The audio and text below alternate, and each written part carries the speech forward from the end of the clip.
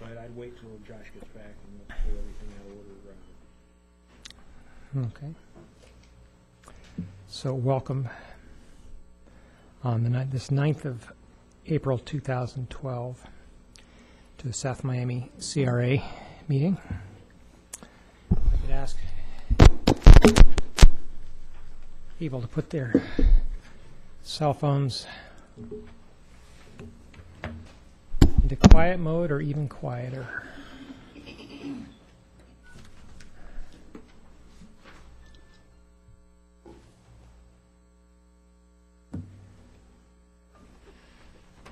Madam Secretary, could we have the roll call, please? Chair Studdard. Here. Member Newman. Here. Member Harris. Here. Member Walsh. Here. Member Covington. Here. Member Williams. Present. We have a quorum. Pastor James, would you do us the service of an invocation?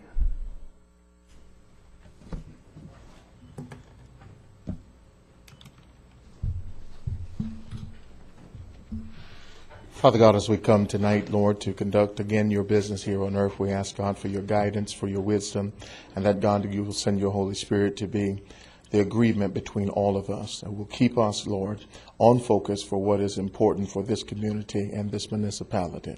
We pray, God, in the name of Jesus, that you will open our eyes to the usefulness of cooperation tonight, and that we'll come together collectively to do what's right and what is pleasing in your sight. God, we ask these things in your name. Amen. Amen. Please join me in the pledge. Allegiance to the flag of the United States of America and to the republic for which it stands, one nation, under God, indivisible, with liberty and justice for all.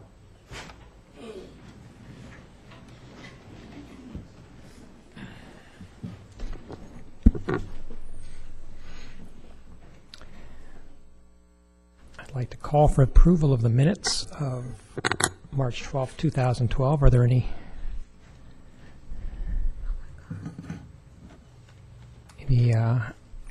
corrections to the minutes?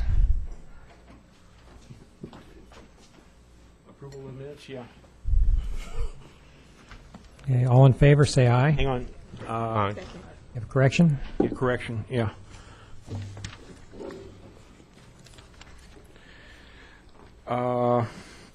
On line 27, we're talking about Carmen Baker presented the board a proposal from the... Which page would that be? This is page 1.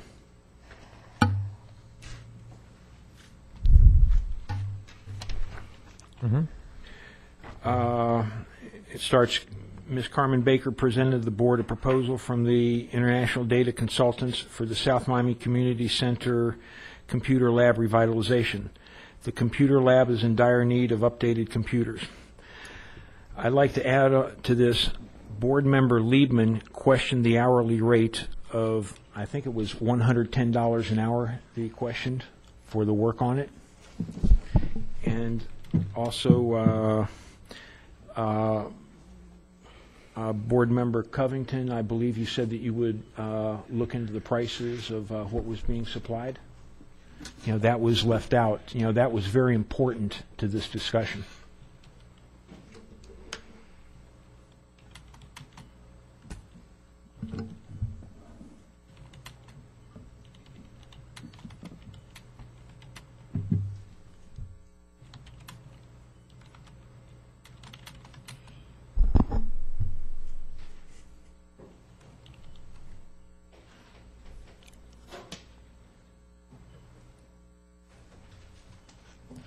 Okay, any other amendments? Okay. All in favor, say aye. Aye. Opposed? Aye. Okay, the minutes are approved. Is that for the amendment or the? That was, no, just an addition. So the minutes are approved. Mr. Director? Good evening. I'm sorry, point of order. I believe we have to You want to vote on the addition. addition? Okay. Yes. So in favor of the addition, say aye. Aye. Aye. Opposed? Minutes as a whole? Aye. Aye. Aye. Opposed?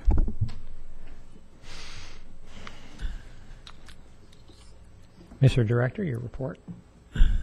Good evening, Honorable Chair, Vice Chair, SMCRA board members. First item on the agenda is the monthly expenditure report for the month of February 2012. We've tried to make it a little more user-friendly by including an in-house budget that would indicate the balances for each account, which is a little more user-friendly, as I said, than the AS400 printout. And then we have a quick snapshot of the different projects going on and what the updates are on those projects. Any questions, we'd be glad to answer.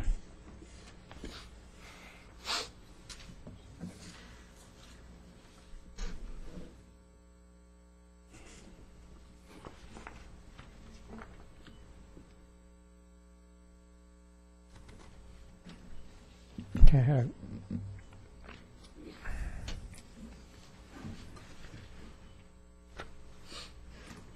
had a question on the report. It says the comprehensive sidewalk repairs were completed along residential feeder streets at a cost of $7,000 and change. I think that's an error. It was a little higher than that, actually.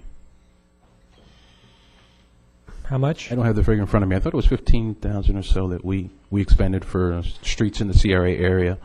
That was our contribution, but I believe it was closer to 15,000. We put in 10,000, but it says here that they were completed at a cost of $7,348. Yeah, I think that's an error. The 7,000 is a little low. We contributed more than that to complete it, but I think it was close to 15 or so.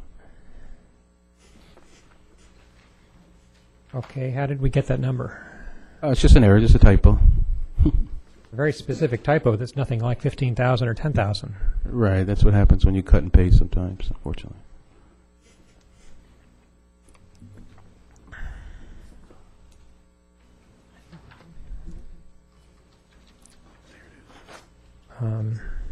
What number is the? What number is this? It's in the next report, actually. Exhibit C.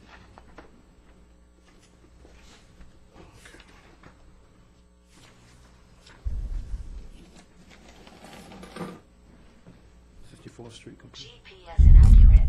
Guidance suspended. So sorry about that. Okay. Anything else on that, on the report? Okay. Okay, is that it? Yep. For that? Okay, next item is just an update on the Miami-Dade County budget approval process. On April 3rd, the Board of County Commissioners approved the CRA budget. Just for informational purposes, there was one issue that came up, and it had to do with the expenditure for police that the CRA was currently incurring, and one commissioner questioned that and asked the question, why were we paying that much? But we pretty much alleviated her concerns and provided a report from the police department showing the benefits of the substation in the area. Any questions? Yeah, the next item is an update on the LEED certified home construction. I think you're aware that construction has gone to the City Commission for variance approval. 3 of the lots have gone to ERPB board for approval. They've received approval last week as well. So they're ready to go to the building department at this point for permitting. The other 2 lots will be coming to the ERPB board next for approval. And 1 lot is lagging behind because it needs a customized floor plan for the undersized lot. Question?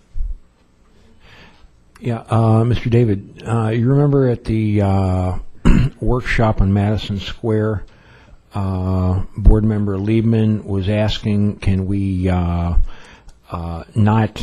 build single-family houses on this one block and instead ask the CRA, I think, if you can contact the future owners who may have put in sweat equity. What has happened on that? Yeah, actually, they've been conveyed, so they're in their name. They've been conveyed. The deeds have been conveyed at this point, so they are actually in their name, just for clarification. But yeah, I did speak with Ann Manning. I sent an email concerning that early this afternoon. She was invited to attend tonight, but she'd be open to any suggestions that you might have. Josh, it's your baby. I have a question when you guys. It just makes more sense to have the Homeowners. purchase lots on the block that's to the west, so that you can put more development in Madison Square rather than have it, stop at about 4 lots south of 64th Street. Right. Whereas this way it could go, 7 lots south of 64th Street. That was explained to her, but I believe the next step would be to discuss it with the attorney. She's under contract at this point, but it would have to be a legal discussion with the attorney to see how we could revise that. I was hoping that she might show up tonight, but she didn't come. She said she'd be happy to, arrange a meeting.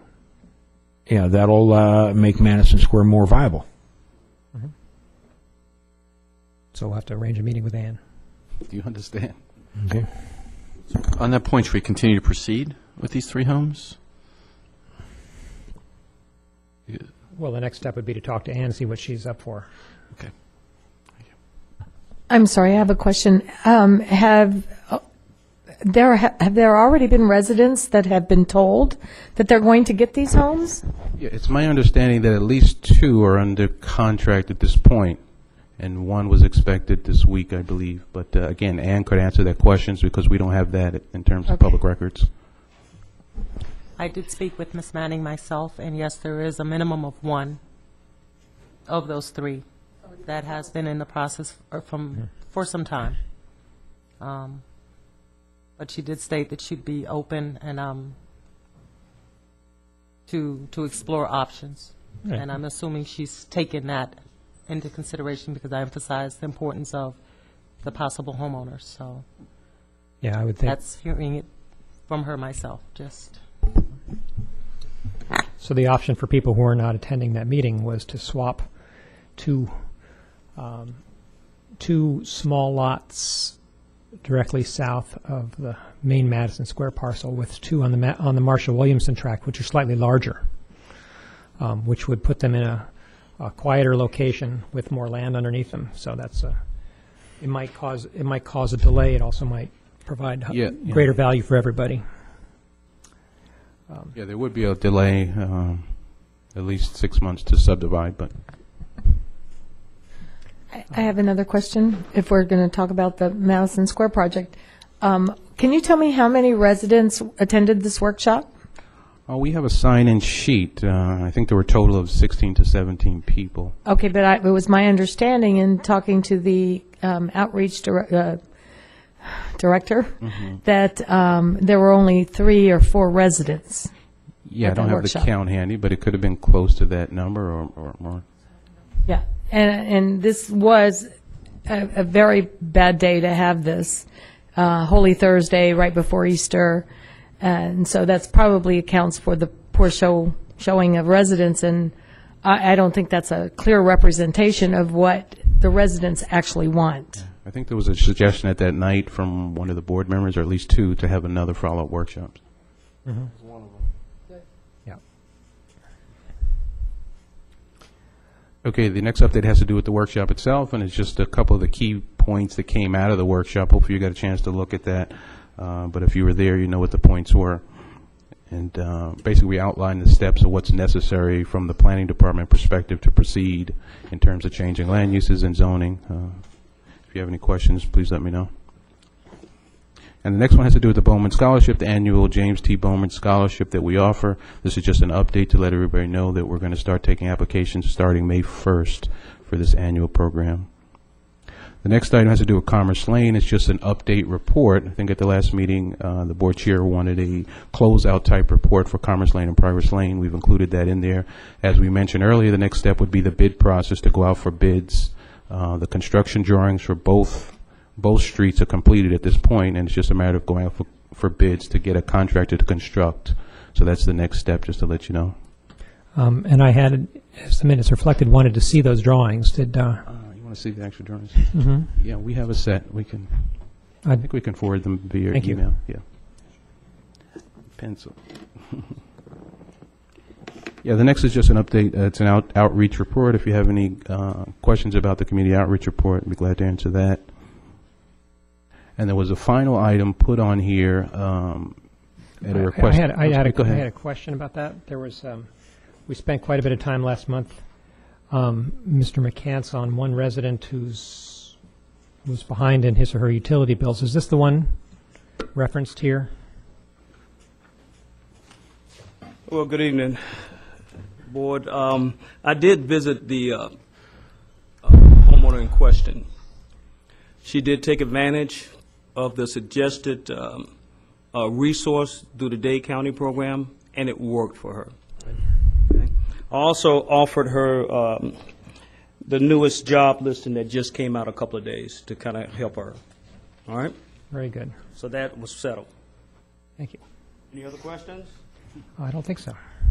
Anybody else? Thank you. Mr. Chair, I have a question Yes. regarding F4. I have some concerns about that. So at what point would you I allow me didn't quite to- hear. Regarding which? F4. Let's go back to F4 for you. You went by so fast I couldn't. It's the Madison Square Workshop? Yes. Yes.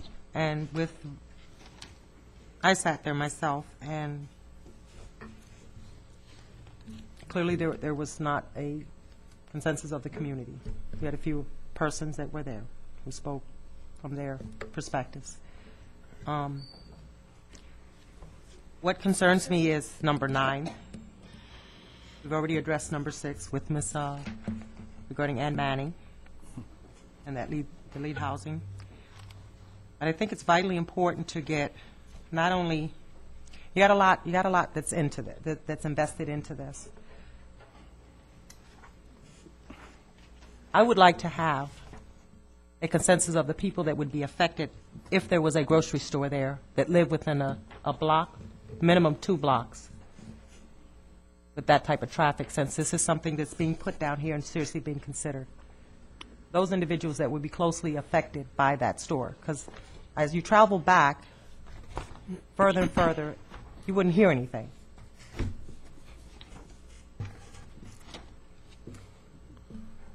So I guess I agree. I need to make. I'm sorry. Do you want to? I just want to chime in on Board Member Covington. My suggestion was we have a town hall meeting, preferably at one of the churches, which is in the vicinity, and we can start from there, and we can reach out to the community and hear their concerns, and if they're for or against it, let them have their say, and take it from there. What about actually getting some? I don't know. I don't really know what you want to be lawful with it. Actually going to homes. How can we? We can't personally go there. That's something I'm thinking. But how could we get each address that lives there? How could we get some input from them?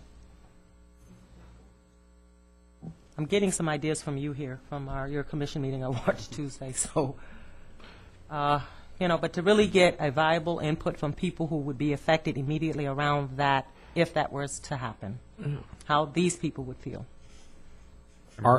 Are we not free to go to everybody's door individually, knock on it, and poll them? Yeah, but and But- remain within the law. Not about polling them, but you can inform them of a meeting. And this is a democratic process. The meetings are advertised, they're announced. We can ask the local churches to help disseminate the information. But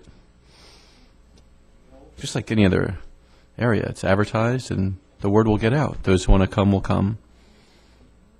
I'll do a flyer. I have to be honest, I asked my neighbor, and she was clueless. She said she knew nothing about it. Not everybody is as interested, and I'm not trying to be facetious or discourteous. Not everybody is involved as we are. There are some of us who are sitting, you see, members of the community, they're more involved. But to really get a, hey, this is what could happen, would you care to speak on this? You don't show up, you don't show up. Could we send something out to these homeowners? Because there's quite a few homeowners. A few that are duplexes, but, people live there. And put a historical perspective in it, of what has been talked about Madison Square, and I'm open to ideas. I mean, I'll pave the pavement. I'll knock on doors. I mean, I'll knock on doors I think too. that it should come from a perspective of, since it's something that the CRA perhaps, I don't know, Mr. Director, you have any ideas here? No, it would be simple to do a mail out to the entire CRA community with some kind of evaluation form or a survey. But I think we talked about on the commission level. I don't know how you control that, but Well, if I may, I think a mail out with the dates and times of, and maybe a couple of town hall meetings might be the ticket. Because, then if you've done this and they are aware that this is happening and they are aware, and not just one, but 2 meetings, so that if somebody can't make it on one day, they can make it on the other. Well, I've always been saying that we need to really speak to the residents immediately affected by Madison Square. For the last 4 years, I've been saying that.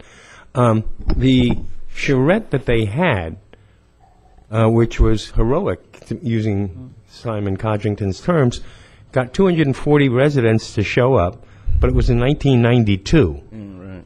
And so we do need to update that and get a new charrette. And I believe just sending letters telling the residents how important it is for them to show up and be counted and be a part of the community, I think we'll get a good turnout. And we certainly could have 2 meetings. I don't see that as a problem.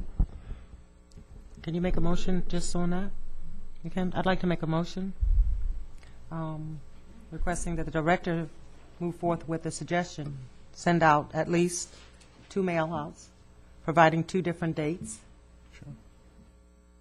I have nothing against the church, but some people may feel more comfortable in a more, because you don't want to force a person to go into an area they might not want to be.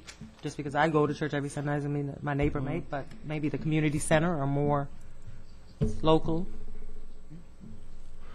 One more thing, Mr. David, and that is, I've heard different figures, but how many homes are in the CRA Wait a minute. area? Excuse me, there's a motion on the floor. Okay, now you can ask. Well, how many homes are there in the CRA area? The exact amount, I don't know. James did some research, a windshield survey recently to look at all the homes in the CRA, so I don't know if he has a better handle on the actual number, but...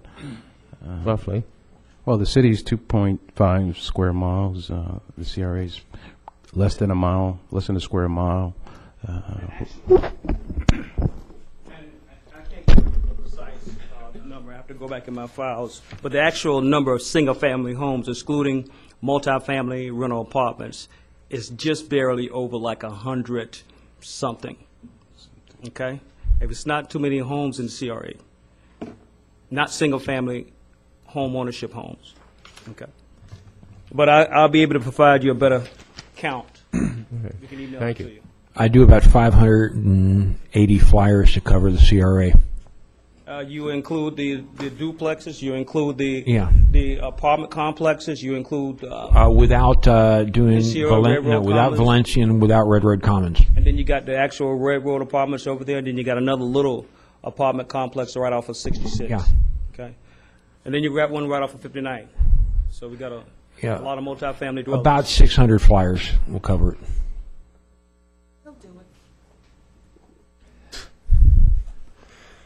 Okay, so vote on the motion? Do we need to make a motion on the, There's a motion on the floor. It's been seconded by Member Covington. Which is the motion? Would you repeat the motion, please? Member Covington? Asking a CRA director to send mail-outs informing the residents of the CRA 2 different dates for the next Charette Town Hall meeting at the community center. Okay. And I think we need a morning and afternoon. Some people work in the morning and afternoon. I think it needs to be a little bit later than afternoon. Well, when I say that, I mean after after people get off the general 9 to 5, you have the group. Right. 9 to 5. Thank you. Okay. Member Williams, how do you vote? yes. Member Yes. Covington? Member Harris?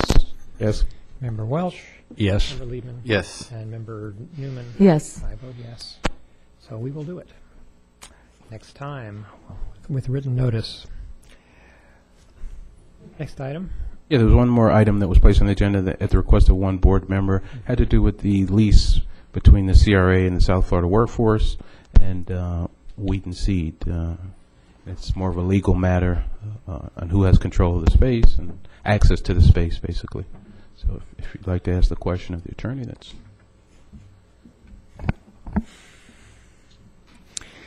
There was a question regarding whether or not Weed and Seed and Workforce could work to change where Weed and Seed was in the space, and I advised them that it really needs to come back before the commission simply because the actual floor plan was made part of the lease, and there was an insistence that it be made part of the lease. So once it's made part of the lease, then wherever Weed and Seed shows up on the schematic of the space, that's the space they're supposed to take in accordance with the lease that was approved by this agency.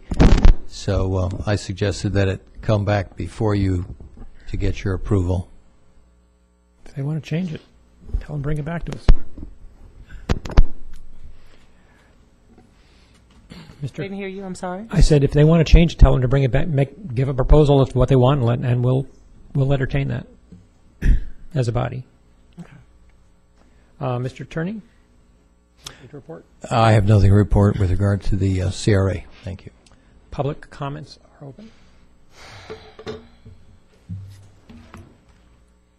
Hi, my name's Sharon McCain. I'd just like to reiterate in Stephen Davis' report that in the budget that was given to the county, that $572,023 of South Miami taxpayers' money goes to the CRA, known as TIF money, which means that money can't be used for infrastructure improvements, and it's matched by Dade County. I want to add that there's $1,664 and change cash carryover in that budget that has been carried over for years, and I have a suggestion for that money. I'd like to mention something that Board Member Del Travis Williams stated at the commission meeting on Tuesday to set the record straight. You used my name, sir, and you used something about my pool. I don't have a pool. So I don't live in an apartment. I have a townhouse, and we've never had a pool. So whoever gave you that information, whoever's listening at home, don't have a pool. Secondly, there was a statement in the newspaper that your friend that passed away in 1993 died because he never was able to get swimming lessons. We need to take responsibility of our family, okay?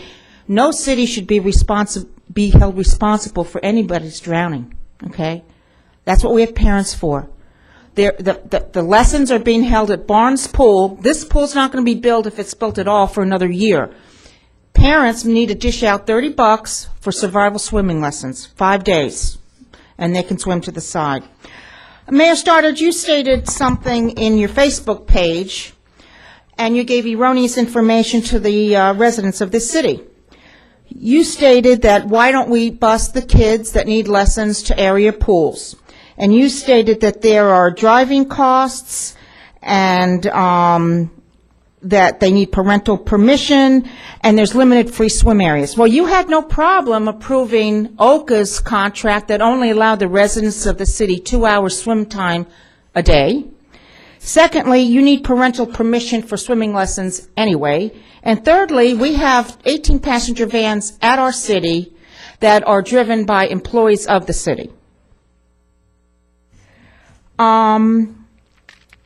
Thirdly, this was passed because Josh Liebman stated there would be no increase in taxes. Since then, since last Tuesday, not even a week, this process has been manipulated.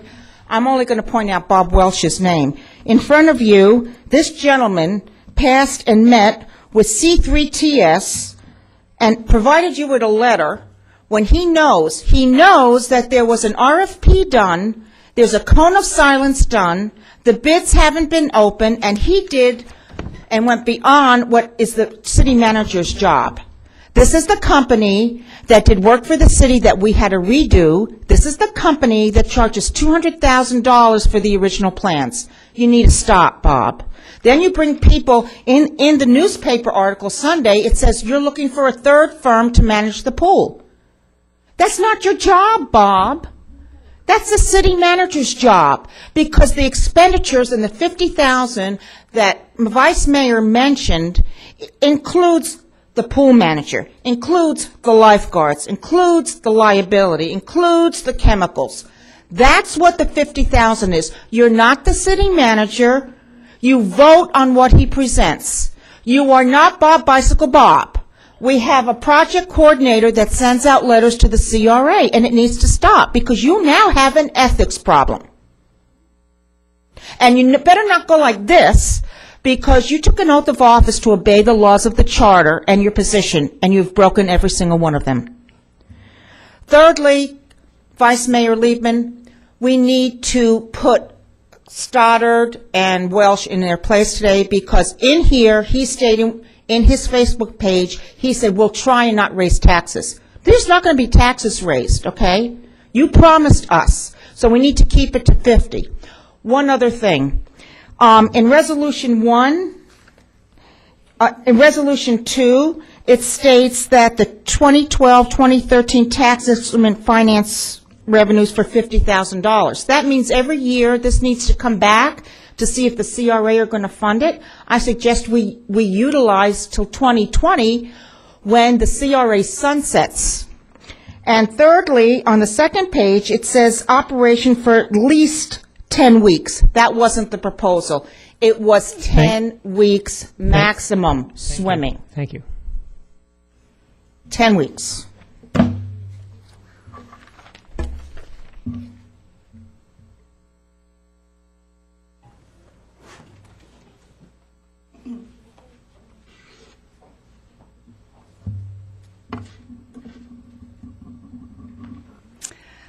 Good evening, Doris Hall.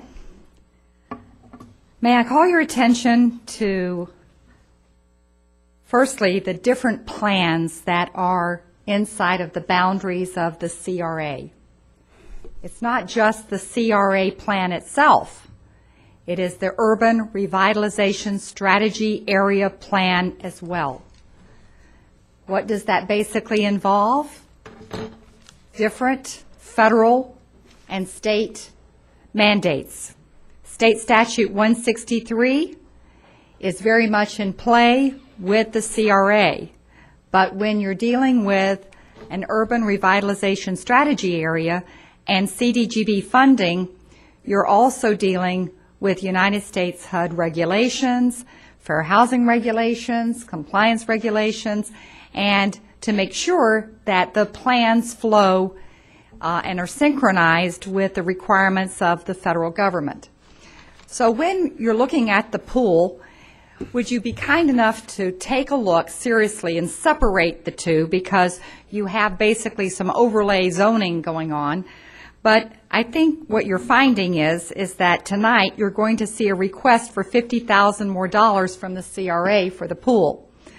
I recommend that you go back and start tracking forward from 2009. If you track forward from 2009 on the pool issue and the federal and the state dollars and all the local dollars that were put in, you will find that there was an interesting pattern of practice that occurred. Number one, the CRA is already on paper with federal paper as committing $100,000 to the pool. So if it's already in writing, on paper, obligating $100,000, then why would you want to add any more to that? Would it not create an amendment requirement to the CRA plan? That's one question for you. The next question is, why would you want to take federal money, which occurred with the pool, CDGB, and use it for collateral, for a bond, for safe neighborhood parks, and not disclose that, and disclose the ramifications of that, because as you can appreciate, CDGB funding was already supposed to be being spent. It wasn't. It was being held back. So how can Mr. David's plan, the director, have enough money in motion, leveraging that money out for the eligible activities that fall under the CDGB requirements and also the CRA planning? What I want to encourage you to do is take a serious look and ask one question. What is the CRA plan? Time certain, cost certain, project certain. Does that exist? The answer is no.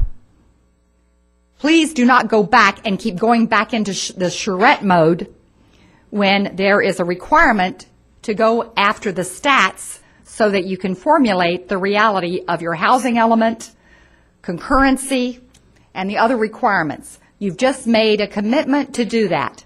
Why do you want to move ahead on a project when you don't know, for instance, the number of houses?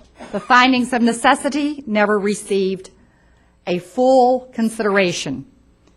If you don't know what is needed, then how are you going to take the money and push that into a pool?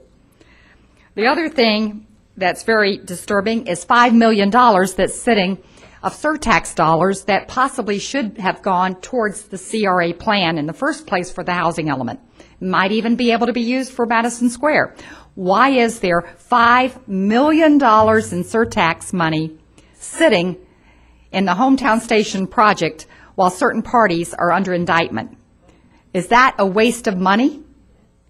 That is a travesty to justice, is it not? Why don't we want to have the money working? So the encouraging thing tonight that I'd like to offer is a hard look at the funds that were included in the pool in the first place, where they've gone, where they've been spent, who signed those committed certifications, because why would you want a false claims to come from the federal government and say, who signed all of this? Why wasn't all of this done? I encourage you to, again, to give this your best overview and to make sure that the plan, if it's going to be amended, include. I'm sorry, I haven't finished. You have finished. It says 9 minutes, 9 seconds. You're 9 seconds over. Oh, over, okay, sorry. Thank you. So thank you very much, and I appreciate being able to offer those comments. Thanks for your thoughts.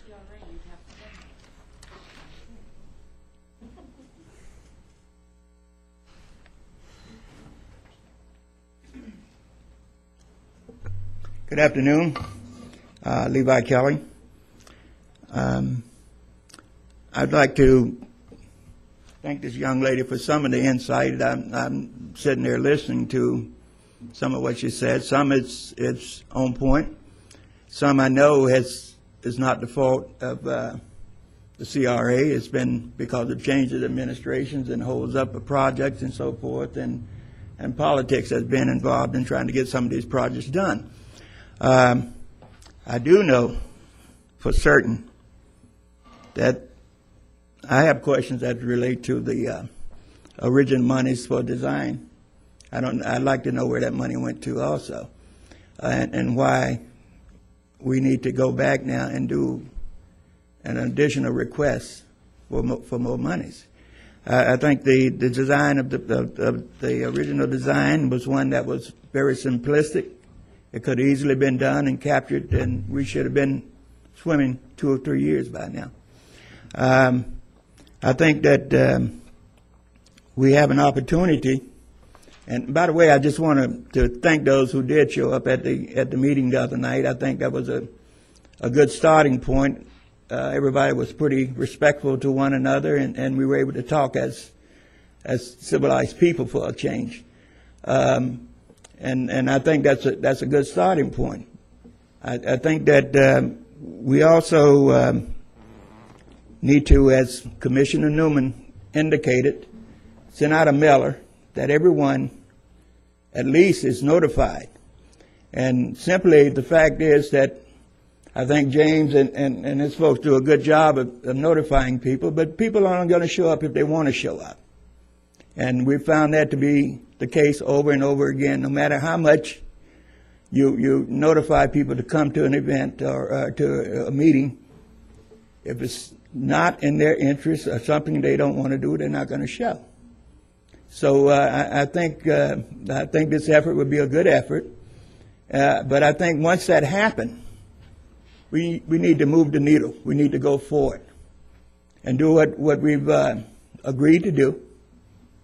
And let's get something done. It's amazing how long we've sat here and talked about different projects and different things we're going to do.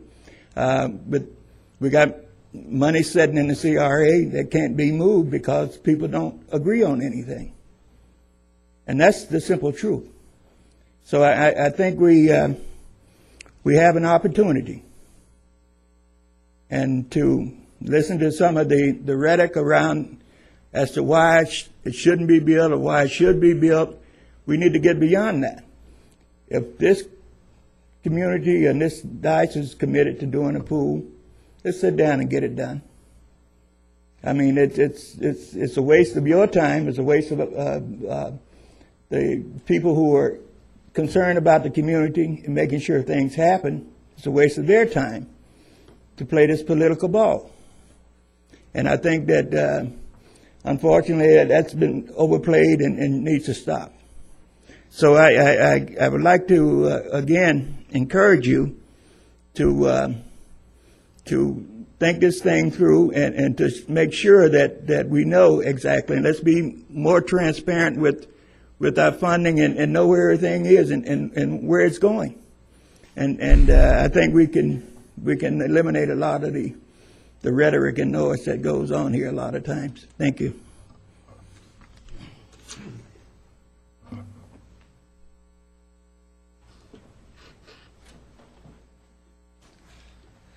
Good evening, Commissioners, Mayor, and Commissioners from the CRA. My name is Hector Fernandez. I had a couple just very quick, brief questions regarding the proposed Murray Pool project. There was some discussion at the last Commission meeting about the CRA funding some of the design fees for the redesign of the project. I apologize, I arrived here late, so I don't know if that was covered earlier, but is the CRA committing any kind of funds towards the redesign of the project for the design phase? Yeah, that's an item for approval tonight on the board's part, so it'll have to go before a vote. Okay, so as of yet, there's no funds assigned by the CRA towards the project for design fees? That's correct. Okay. I believe there were $50,000 already assigned. There was originally, but that was already used up as part of the $200,000 that was already spent in design fees, or no? I don't think so. Or that has not been touched? No, just as a point of information, the CRA committed $125,000 towards the pool, but didn't specify how it was to be used. Okay. And so administratively, it was simply split in two, and we may wish to, because of constraints on other pools of money, we may wish to allocate this to phase one rather than split it evenly between 1 and 2. So that money is the $125,000, I believe you said, that still is available, is untouched, hasn't been used yet? That's correct. Okay, so there is funding for the redesign process, because my understanding is correct from the last commission was that we've already capped out on the disbursement portion on the grant money towards design, so now the CRA could fill that gap. Correct. Okay, excellent. Oh, yeah, sorry. No. Didn't we just get a email from the city manager talking about a figure of $137,408 for the design of the pool coming from CRA? Okay. I mean, I got an email. There's Elaborate. The point is obviously there's funds available, and I guess CRA just has to make a vote or a motion to go ahead and release those funds, I would imagine, have them assigned for that purpose? That's correct. Okay, understood. As far as the workshops or the charrettes are going to be held, my understanding, that's being funded from the grant money, or CRA is putting up that money, or just the city in general from its general fund is putting up that money? Pool workshops, they'd be on another project, Madison Oh, I'm Square. sorry. Yeah. Okay, my apologies. I misunderstood then. So the charrettes you guys were discussing earlier are not regarding the pool at all. It's for Madison Square. Oh, okay, great. All right, thank you so much. You've answered my questions. What's that mean? That's what I got from Hector today. Yeah, well, that's so. Yeah, so that's what's required. It's required to spend $137,408.50 for the design of the pool. Well, the project was put into two phases, phase 1 and phase 2. Phase 1 was is that much, and phase 2 is the rest. Phase 1 is $100,000. Phase 2 is $37,000. No. We'll talk about it later. We've got public remarks. Okay, sure. Good evening.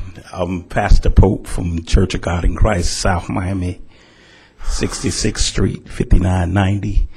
And we had a harmonized agreement with the CRA about the property with the city.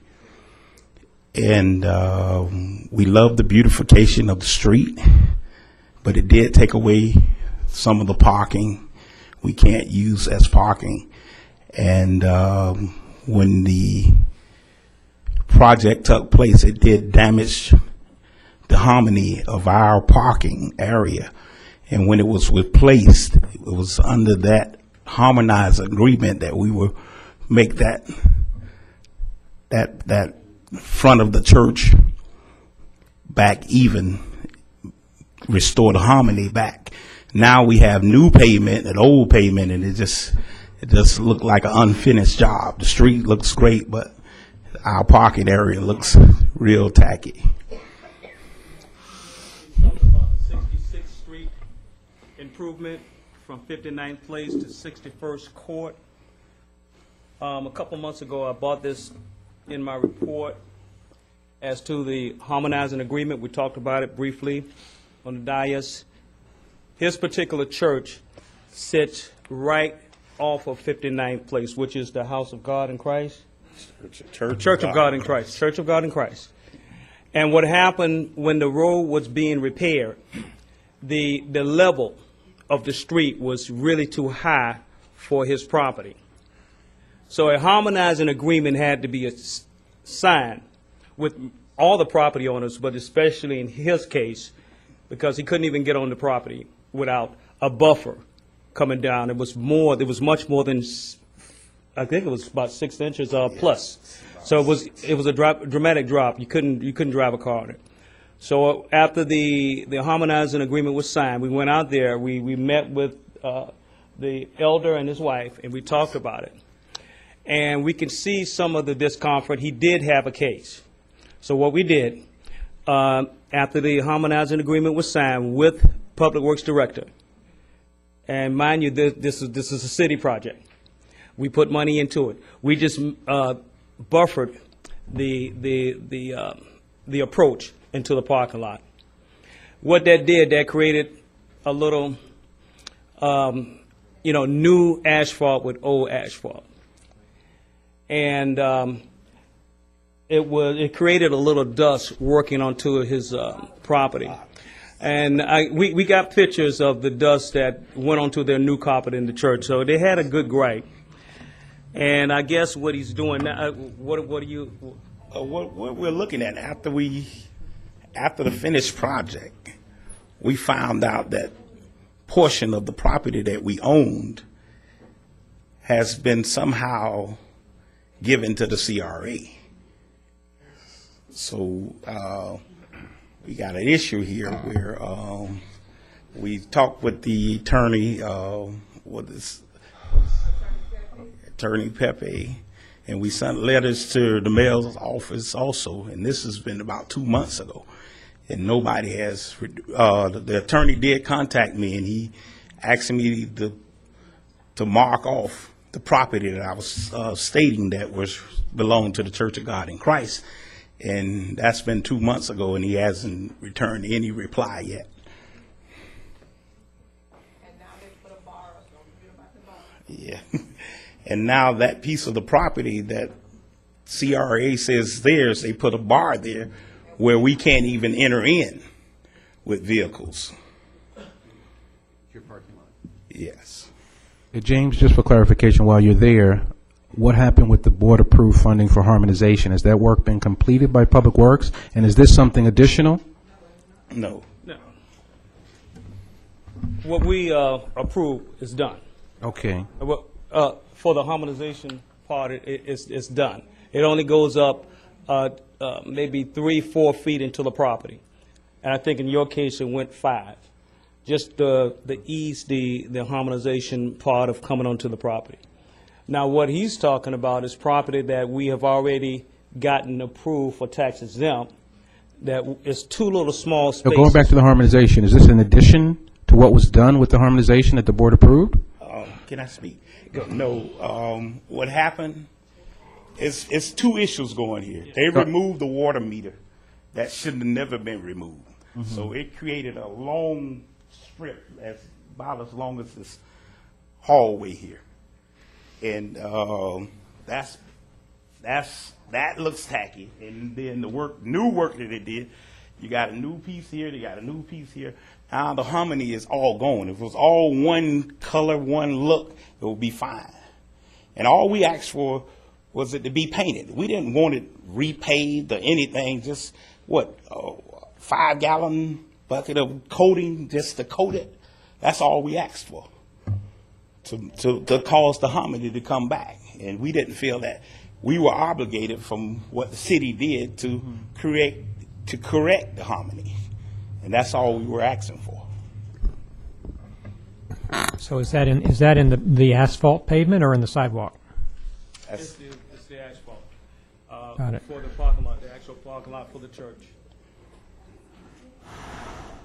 Sounds like a simple fix. Yeah, it's a simple fix. Yes. And it is a simple fix. And we talked with Keith, with the Public Works Director, because we wanted to be friendly and try to take care of things. We got a couple of asphalt folks to come out and look at this to see what it would take to go ahead and make it look pretty. A simple, what they call black coat. Sure. It's a liquid top. I mean, it's like $300-400 to go ahead and just put it on there and just beautify the parking lot. I bought this up and I talked with the attorney, and the question of church and state came up. But if you bought it before the board and you agreed on it, we can go ahead and get it done. That's the issue. Seems more like an issue of municipal and private property not meshing smoothly. Mr. Attorney? Are we talking about the harmonization? Well, it sounds like we've got two issues here. Yes, we do. Well, we do have two. We have the harmonization, and we have the question about some property, it sounds like. Yes, the problem with the property is that apparently the church paid $4,000 to someone, and apparently, according to the church, that person died, and his lawyer died, and there was never any deed that passed between that person and the church. Subsequently, the property was sold by the county for back taxes, and the city purchased it for back taxes. So it's the city's property.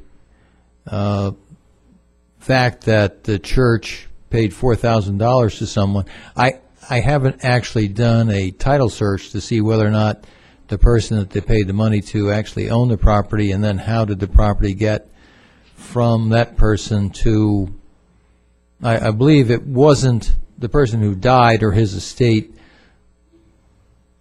who was taxed and for whom the tax deed was issued.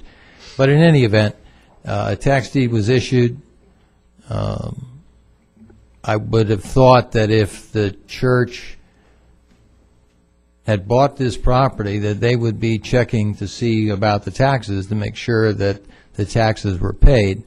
And a number of years went by between the payment of the money to this individual, I forgot his name, Mr. Miller, and the time that the property was actually sold for back taxes. But can I say something? The church, as far as I know, I'm only the pastor there for the third year, so it's basically new to me. And there's no letters been sent to the church stating that it was back taxes owed on the property. There wouldn't be, because the church didn't own the property. They didn't have title to the property. The property assessor would only send tax papers or documents and notices to the recorded owner of the property. So that's why the church, I'm sure, didn't receive anything. Yeah, but the schematics of the lots stated from Dade County that it belonged to the Church of God in Christ, that property. No. Yeah, we had clear drawings showing that this part belonged to the Church of God in Christ. Well, then you would have a survey I haven't seen any of these documents. Can I ask you to sit down with our attorney and see what you can figure out? Yes, I'm willing to sit down, but what I'm saying, the whole piece of property, we've been taking care of that property way over 30 years. The city has never had to clean up, hadn't to do anything to that property. We've got check records showing where we paid for the maintenance of this property for over 30 years. The whole property, not even the part we didn't own, but the whole property we've been taking care of for over 30 years. And they have. So could No you? dumping, no trash, and we haven't. So all you're asking for? Hang on a second. I got 3 people wanting to speak here. 4. Okay, 4. Everybody wants to speak. So, in order, sure. Okay. My question is this. You'd be happy if we just painted this area that we overextended? No, because with, like I say, with the maintenance of the street, it has taken the parking. So if the CRA owns that property, we don't have any place to park now. Tell them about the rail. They have placed the rail. No, but see, Come to the podium, please. Okay. You all have placed the rail in the front of where we supposed to park. Okay. Years ago, and I don't know the whole scheme of everything. This is all new to me. However, where we supposed to park in the parking lot, we used to have 2 entrances to the church, one on the north side and one on the south side. You all now have placed a pole, and I have a picture of it on my phone. No, this is not proper, but I have a picture of it on my phone. We could not enter into one side of the parking area anymore because you guys have put a long pole there and has blocked the entrance of one of the parking lots, so we can't go in. Now we have one way to come into the church. It's on just one way to come in, and when you come in, if the cars are parked there, we cannot get into the parking lot to park properly anymore into the church. Okay, and it's not right. You guys blocked us out. Not only that, but we own 5990 Southwest 66th Street. That's the church address. A lot next to that also belonged to the church. Now when we go on the map and we look at it from the U.S. government map site, whatever you call it, it's gone. Dade County, it's gone. The little side, the extra side, what South Miami Church of God in Christ used to own, it's no longer there. We have records that it used to be there. It belongs to the South Miami Church of God in Christ. It was purchased years ago. Where's the deed? Where's the deed? They're old records. We have it, but some kind of way it's gone. It's totally gone off of the U.S. government site, and it's not right. I know I'm not explaining it right because I don't know the No, it's fine. of it all. It's fine. Mr. Director, could you and the attorney sit down with these people and try your best to understand what happened and come back to the board with a proposed remedy? This is something new. Sure. I mean, if there's probably several different ways this could go, but if you could look into it and let us know what happened. That Just for would- informational Well, purposes. we can look into it. This is, what they're saying now is something new. The last time I had any information, it had to do with one lot. That's right. And that's the lot that I'm saying. I researched it and found that that lot had been sold by the county for back taxes. And I also saw their paperwork, which was just a check to this Mr. Miller, but I didn't go back to actually see whether or not Mr. Miller owned that lot in order to sell it to him, just simply because it really doesn't make any difference. It was sold for back taxes. The city paid for it, or the CRA paid for it. So somehow, if they want to buy it from the CRA and the CRA is willing to sell it to them, then that would be a matter of doing that could sales transaction. That could be proposed, but we're not, since we don't have any access to the deed. We can't see the map of the property.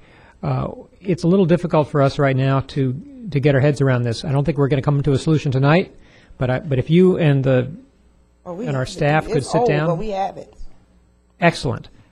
Take it to them. If you could set up a time with them to work this out and come back to us with a recommendation, I think that'd be the best way to handle it. Member Welsh. Yes, if the church would have gotten legal title to the property, then you guys would not have been paying real estate taxes, correct? Correct. So- We've never seen anything for taxes on that property. And now, this is the first time we heard of anything about Yeah. taxes On the property. It was a while back, let me say this, the Church of God of Prophecy, a while back, maybe like 4 years back, prior to Pastor Corn dying, that the, But we're not going to solve this tonight, so if you would please get with staff and work that out, that would be great. okay. Thank you. So we're going to And, talk to who? and also, before you leave, if you can just show me the documents you have, I'd appreciate it. I can get some information from it. Thank you. Thank you very much.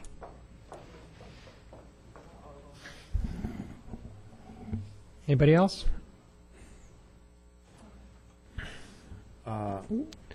Can, Do you want to do that as public remarks, or do you want to call them up on the item? I'd like to call them up now. You need a staff recommendation take care of that. Okay. If Mr. Jim O'Connor and Mr. Dwayne Deal, who run Miami-Dade County's pools, will please come up to the podium and address the dais. Thank you. Yeah, I just want to thank you for giving us the opportunity to come here tonight. My name is Jim O'Connor, and I'm the Aquatic Safety Coordinator for Miami-Dade County Park and Rec and Open Spaces. I'm also the co-chair for the Miami-Dade Drowning Prevention Coalition.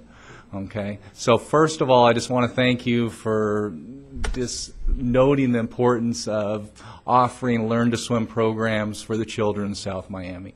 In the state of Florida, you know, it's typically number 2 in the nation for the number of drownings. For ages 0 to 5, we're number 1 in the country. Miami-Dade County, typically we lead the state, about 45 drowning deaths a year. Okay, so there is an issue, and you know, we've talked about importance of supervision. That's number 1, and number 2 is teaching kids to swim. And we want to, no matter where we are, we want to lower that number. And I think we all have come together, at least what I've been listening and seeing in the paper, how important that is to teach as many children as possible how to swim. We currently, at Miami-Dade Parks, we operate 11 pools. Of those, 5 are year-round and 6 are seasonal. And so as far as a financial number, what it takes to operate a swimming pool, there's many variables.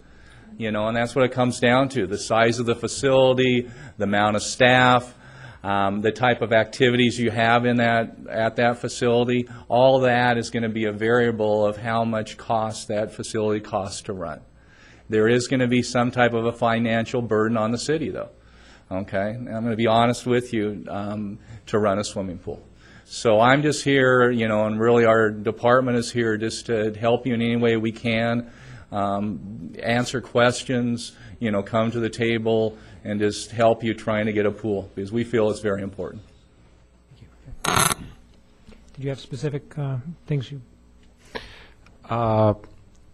We are going to be, the board will be having, or the city commission will be having, I think, some kind of input toward what we would like to see in the design coming from our design professionals. We have a certain amount of funds that are going to be allocated for staffing, insurance, and maintenance. If it's the desire of the commission to see the longest amount of time available for the children, you know, for the adults to use the facilities, would you recommend you know, a big pool or a large, you know, smaller pool? What's the most efficient way to spend money for staffing, insurance, and maintenance? Well, you know, once again, you have to just set your priorities. Do you want a teaching pool? Okay. Do you want a pool, you know, for water exercise for seniors? Okay. So there are a lot of variables. As far as a teaching pool, a pool for learn to swim, you know, if you're looking at a seasonal pool that's open for 10 weeks when the kids are out of school, then you wouldn't necessarily need an indoor pool. Okay? But if you're looking at a year-round pool where you want to teach as many children as possible in a year-round setting, you know, I would love to have an indoor pool with the county. Okay, because there's just something here in Miami which surprised me, originally being from Oregon. As soon as that temperature kind of drops below about 75 degrees, okay, we see our attendance at our pool drop drastically. Okay, so the nice thing about an indoor pool is you're going to see your numbers stay pretty much steady throughout most of the year. You will see a rise when the kids are out of school, okay, and increase that too. All right, so you know, you're looking at a pool that's, you know, approximately 3.5 to 4 foot deep. Okay, that's an ideal teaching pool. Okay, warm water is nice too, especially if you're interested in any kind of water exercise program with seniors, and also children like warm water. This makes a better learning environment too. Okay, then other factors you might want to have a pool that's fun, and that's why you're looking for some type of a water activity area, like a splash pad with sprinklers and all those kind of things. And so you also have a facility that's fun, okay, to bring people into the facility. But those are all, you know, considerations. I mean, you just look at how much money you have and what the goals that you set, and then you kind of go from there. What's the biggest factor, what's the biggest cost in a pool? Water, staffing? You know, Staffing. Staffing? Okay, yeah. You know, typically part-time staffing is our cost, you know, is our highest cost that we have. What is the cost of having, like I have a 10-week pool, but to maintain it the rest of the year? What is the cost? Mothball cost. Just mothballing Well, it? typically, we drain our pools, okay? So our 10-week pools, we drain them, you know, after the summer, just for liabilities issues, okay? And also just the electricity cost of, you know, running these large pumps and keeping the water treated throughout the year. We can save money by draining our pools. Okay, so that's one of the things that we do with the county. Is it be possible to design a pool for the least amount of staff? There are going to be safety factors, okay, and you need to take into account that. You know, typically with our county pools, we always have mandate that you have at least 2 lifeguards present. Okay, not both of them might not be on the chair, but they're both there in case they have to do 2-person CPR, do a backboarding, something like that. Have backup staff. Okay, so you need a minimum of 2 lifeguards present, at least at our county pools, to open them. I'm curious, getting back to the figures on drownings, do you have that broken down by municipality? I can. The health department breaks it down by zip code. Okay. Okay, so I could talk to some of my contacts with the health department and give you a breakdown by zip code, not necessarily by a municipality. I think they've gone back about 3-4 years. Okay. Okay. Thank you. If you'd like that, I could provide that, or ask them to provide that information to you. Thank you. I have a question, if I may. For the lifeguards, what is the average salary or the paying rate? You know, once again, it really depends on the municipality. You know, they go pretty much from minimum wage. With the county, we have 3 different steps, okay, for our part-time lifeguards. And Dwayne, you might have to help me here. But we're looking at basically, you know, anywhere from about 12, what's the lifeguard one? 1108. Okay, 1108 is like a beginning lifeguard with no experience. It is certified through, you know, a national organization, American Red Cross, YMCA, something like that. And then it goes up pretty much a 5% step, okay, for the next 3 years. And then we also pay if they also have their WSI, which allows them to teach swimming. Okay, we would also give them a pay rate increase on their 3rd season with us if they can also teach swimming. And that makes it more marketable. Besides just lifeguarding, they can also teach for us. I have a question. Are you actually a pool operator for the county? I run the pool, so I'm the aquatic safety coordinator. Yes, I am a pool operator, okay, but I run the lifeguarding program, you know, I review specifications, I do work orders. I'm the aquatic, basically, coordinator for the county. Okay, but are you an independent contractor, or are you actually employed by the county? I'm employed by the county. I'm employed by Miami-Dade Park and Recreation and Open Spaces. I'm a government. So it's not your intention to operate the pool in South Miami? No, it isn't. Okay. Okay. Would you from time to time, check in and see if the pool would be being designed for the cheapest or the most inexpensive staffing, to make sure that the pool is operable for more weeks. Well, I think our department has always had an excellent relationship with the city of South Miami, and it'd just be a matter of your director calling our director of the Parks Department and asking for my services.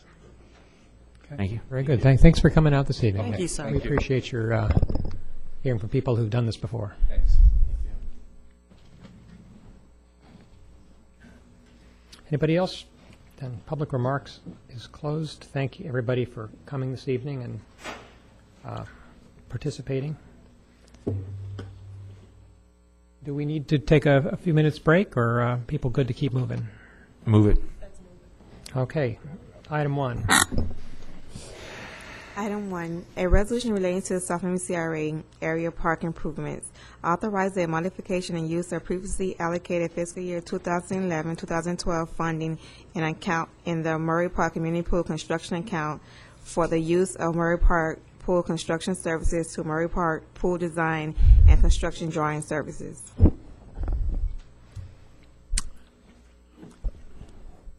Move the resolution be adopted and signed next time by the board secretary.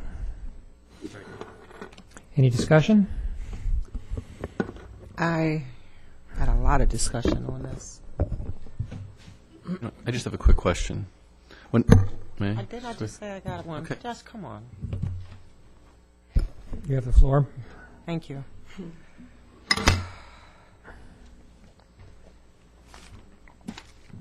Because this involves the funds, moving money. Not so much about this, but the history of this pool. And I've heard 3 people tonight speak on the history of a great deal of money that has been spent on stuff that we're redoing again. I've gotten different figures, 229 at a small range to 200 and up to $290,000. What happened?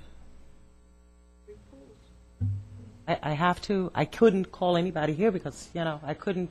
Would you like? I asked for some information. Would you Mr. like David said, unfortunately, would you like he a has history? not had. Would you like a history? What happened?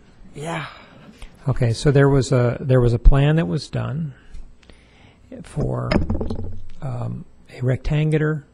Well, there were a couple plans. There was one for a large water park that would have been, if I remember right, something in the range of $7 million. That was a little out of our reach, both in terms of construction and operation.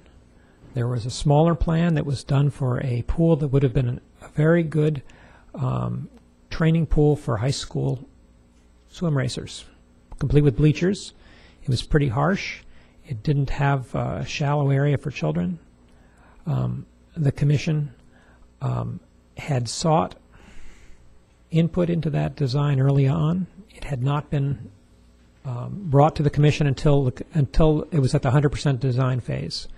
We took that before members of the CAC, and they were very surprised when they saw the renderings, and they said that's not what we asked for. The commission felt that that was not a pool that would meet the needs of the community in its entirety, or even close, and would still be very expensive to operate, as well as using up a lot of land without providing the services that we wanted to see. We looked to get something that would fit the needs of the community a bit better. Okay, thank you. And a lot of what you just said, some of it. Because when you go back and you do your little inquiries, you can't just listen to one person or one. You got to get different people's perspectives, because different people were an integral part of how this came about. I hear what you're saying, but what happened to that design? There's still 200. That's a lot of money for a design to just be thrown to the garbage and to keep paying. That was for 3 pools. Why aren't we? I don't know. Maybe and I'm okay saying I'm not the. I don't have that kind of money laying around, so I'm not experienced. But I don't care if I had $2,000. I'm not just going to spend $2,000 on a plan and then spend another $2,000 to reinvent the wheel. My thought, and this is just mine, whatever wasn't pleasing, it's already spent. Is there anything in that plan that can be salvaged? Because all we're doing is going back and recreating, redesigning, modifying what has already been paid for. 200. Am I wrong? Am I wrong in the kind of money that I was told? Because that was explored. And why can't we go back and use those plans to, again, modernize them? Because Lieberman said some good things in another meeting. Without spending another 200 and something, the money that we're talking about moving into this to do a brand new design could be used to pay for the project itself. We're doing a design-build project, which is actually much less expensive to do than the originally conceived plan. And you know what I did? And this is not to embarrass you. I have to say that. The city manager told you guys, this, not with Lieberman. Liebman. I'm sorry, Liebman. I apologize. And not with Bob here, as a commission. The other parties were there. Told you guys that this could happen. And what happened 10 minutes on the commission's meeting? Did I misunderstand that? I don't follow what you're saying. That you couldn't use the funding, grant funding, to do another design? So now we're double dipping again? I don't follow the double dipping. Because I'm, you know. No, this is. Pay $229 for a design. You got a design. Maybe it's not the design you want, but it's something that's workable. It's not workable. Okay, so that means there's a company that this city has paid $200+ dollars. Where is anything? You to mean to tell me, Mayor? Do you think I like this one little bit? But I'm telling you, spending another $125,000 or anything to do the same thing we've already paid for, and not, because my thought is, and let me not go there, whatever has already been spent, it is not feasible to go back to those settings, go back to the round table with the people, Mr. Kelly back there. I've spoke to him about some things. He tells me he was in the charrette. Some other people spoke at other meetings that they say they were at these charrettes, that were intricately involved in this process. Go back, bringing in you mentioned just now, what's this board? The CAC, which is the meeting, bringing those people in here. To get a collaborative of we've done what that. could be done? We've done that. We've done that. When? I'm sorry. You When weren't was that? here. It was, we've been doing that for the past 2 years, trying to sort this out. Sir, Member Covington, and you weren't participating. Sir, I've been here and I have been very much participating. Well, you weren't there. Sir, if I wasn't there, I wasn't informed. I've been to a couple of those meetings and I've happened to speak. I've spoken to a couple of those people. Now, like I said, I don't get things just from this side or that side. I speak to different people. And there's a missing component of involvement. Considering that there's $200,000+ dollars, why isn't there I don't know if the courtesy is the word, but the willingness to say, okay, wait a minute, this plan, maybe back then it was a great idea, it doesn't work. But let's move from what we have already paid. Maybe here's an idea, maybe you don't have to pay another $200,000, but maybe you can pay a subsidy to move from that and work to where we want to be. And it may cost you maybe 50, 60, opposed to another 100, whatever the figures will end up being. It saves the city at the end. You get to please your taxpayers, Commissioner, Mr. Mayor, and we haven't excuse my terminology, you haven't taken $220,000 and just thrown it out the water. This is grant money. It's our money going back, and here we're going again. I appreciate what you're saying. We have an RFP out right now that we either six deep it and give up on the pool forever, or we proceed with the RFP. That's our situation. I'm telling you, it doesn't look right. You could think of other ways to do it. We looked at other ways at the time. That's a lot of money. For what? To show what? We do. You guys have the power. Maybe you have the power as our commissioners to make that happen. Mayor, to not make that money go just down the tubes. Please. Okay. You are absolutely correct. That is a whole lot of money. The issue was with the original plans that there was very little input community-wide, because this is a community pool for an aquatic center. This plan included an aquatic center. They paid $200,000 for an aquatic center. First of all, parking was an issue. There was discussion of buying the houses that were surrounding Murray Park without any of these owners ever agreeing to such a thing. The plan is not workable. There was absolutely no assessment done to how much it would cost to run this aquatic center. And pretty much, this was not a pool for the community.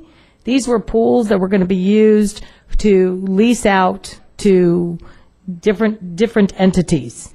I can guarantee you that the community would have very, very little time to swim in this aquatic center that was designed for $200,000. It wasn't just a pool.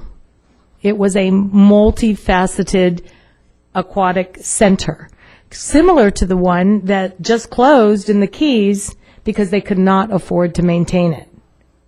So this is why we're at the place where we're at. So those paid for. That plan, the specific of the little plots of the design. There's nothing salvageable there with the designer who Member Covington, paid it killed us to see that money go to waste. Really, we were very distressed by that. And you can go back and look at the recordings of the meetings that were done. This was an unhappy thing from our perspective, but we couldn't see ourselves going forward with something there'd be no way we could afford to operate, because that wasn't going to serve the community in the long run. I mean, you see the community-wide angst over spending any money on a pool, much less something like that would have been very, very expensive to operate. And very expensive to build. We hadn't gotten any RFPs as to anybody who could build it, but the chances are they wouldn't have built it for the money that we had. If I may, again, and it's not, I'm sorry, go ahead. No problem. You're on, Denise. Because at the commission meeting. Can I ask, I don't know who, but could I just ask for general quiet so we can hear without being distracted? Thank you. Thank you. Unfortunately, this is the only time we get to talk. We can't, because it's against the law, so. Yes. If I'm not understanding correct, our city manager told us that we could not, or his grant writer told him that we could not use any funds, any additional funds of this towards building again. We have different. to the design, excuse me. We have different pots of money. There's a small group, of parks money that we can, and the CRA monies are not restricted either. So the proposal tonight is to use that parks money and supplement it with our CRA monies for the first phase of the design build, which would include the design component. And so when the CRA committed money, we didn't specify whether it was designing or building. We just did it. Administratively, it was allocated, and now we're just requesting a reallocation within our own categories. That's all. Mr. Mayor, if I may? You may. Board Member Covington, I do agree with you that moving 50 more thousand into the design phase is a little extravagant in view of the fact that we already spent $200,000 on a plan, and I totally agree that $50,000 should be enough to be able to build the pool that Vice Mayor Liebman suggested we build, and that is a pool that is state-of-the-art, that's going to be less money to operate, that we're going to be possibly able to operate for longer because of the energy efficiency and the money that we spend on the equipment. So I am not in agreement of adding another $50,000 to the $50,000 already designated by the CRA for design. Can I make a comment? Please. May surprise some of you, but I feared this too. Having somebody that's been pushing for a pool all these years, we can go back to the time when Cunningham was mayor. All these years, I look on that wall and all these people, we've wasted a lot of opportunity and a lot of money. And I feared this. Was it the intention of any of those people to build a pool? That $7 million design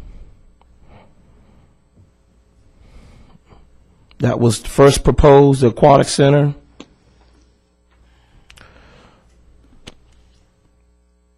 I don't know. But if it's the will of this body, we need to move forward, because this will affect future grant money for any other projects. That's all I have to say. And we've gotten experience from design and build firms that they can design and build for a reasonable amount of money. Therefore, they could separate the design portion for a reasonable amount of money, and by us approving the other $50,000 does not necessarily mean we're going to spend the other 50. It will be available for the design if necessary. But we do need to go ahead. And we do need to make it simple, and we do need to keep it for 10 weeks. And, if the pool gets done, it'll be a miracle. Just going ahead, it'll be a miracle. But we got to take that first step. And, we put our limits on it for the initially of summer, 10 weeks, 50,000 maintenance or less. It doesn't have to be 50,000. If we can get it less, all the better. Based on the information I've gathered, 2 lifeguards would be $10,000, $5,000 each for 10 weeks. So let's say there'll be 3 lifeguards, and so it'll be $15,000 for the lifeguards. And I see it as a workable solution to something that has been an unworkable solution for 50 years. We're as close as we've ever been, and now we just need to pray that more happens and it gets done. Go ahead. Okay. First, I apologize, Member Covington. I just wanted to ask a quick question, which I'll get to in advance of the discussion. But in reference to your discussion, I'm in complete agreement with you. And I know that's one of the things that Commissioner Welsh is interested in as well, is cutting wasteful spending. But if it's the sentiment of this board that we're throwing good money after bad, then we're not going to be able to move forward with the pool. But my question quickly is in reference to resolution number 1. When I went through the original plans for the pool, I saw $50,000 for construction and $50,000 for design. I'm not sure what the other $25,000, the total $125,000 was. It was intended for. I saw $50,000, 50 for design, 50 for construction, and this total is $125,000. I don't know if I'm asking Mayor. Sorry, I was directing at Mayor Stoddard, but maybe you have the answer. I don't know. All I know is that we put $125K towards the pool. We didn't ask specifically that it go to one phase or the other of a design base build, design build RFP. So the director just made an administrative decision. We're having to amend that decision. If you mess around with this and you vote it down, you kill the pool. It's as simple as that. If you want to kill the pool, this is how you do it. You just come up with little things like this. It's a design-build contract. It's one contract with one company. And they phased it to give us, an opportunity to review it partway through before it was completed. That's all. This is where you are. We're not going to go out and rebid it. If you go out and rebid it, you'll lose it. So we go with the RFP we've got, or we don't have a pool in the community forever, and we give back the money and we pay back the $200,000. This is your choice tonight. I would, Not the deal. You can't micromanage it at this point. This is how it is. We have history. Some of the history is good, some of it's bad. There were decisions that were done that I didn't approve of that happened before my time as mayor. That's what we inherited, and we've been trying to fix it from there. But this is our choice. I mean, we allow it to go forward or we kill it. We don't have the option of tinkering with it too finely at this point. We're out of time. I may, Mayor, I hear what you're saying, and Board Member Del Travis here. Some of us work with a lot more money than others here. And I understand that most of you inherit this through becoming. We inherited the problem. The problem. Yeah. At the beginning, though, and this is just, this is not to bash anybody, because I don't find any delight in slam dunking anybody, for lack of a better word right now. $200,000 had to have had something could have been worked out way back when. Again, if I'd have had wind of this when I first came on the CRA board and it was an issue, I would have addressed it differently. Lesson learned. But I hope that in the future that, that and I also heard what Commissioner Newman said with regards to the fact that it just wasn't going to work. But I don't know. I don't take no for an answer. There's something with $200,000. It's going to work, buddy. I'm paying you. You're going to make it work for me. That's just, and I'm sorry. I don't mean to be discourteous. That's just, I believe you guys have that power. I really do.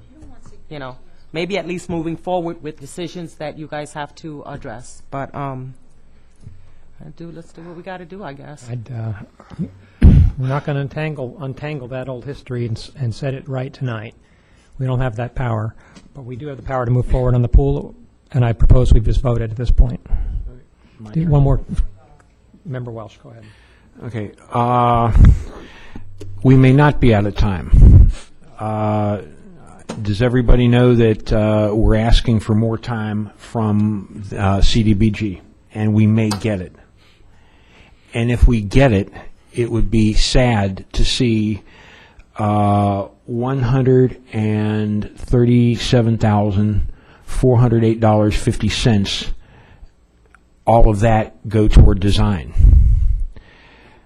I think I heard up here on the dais a long time ago that the original people that did the $200,000 set of plans offered us $50,000 to fix those plans.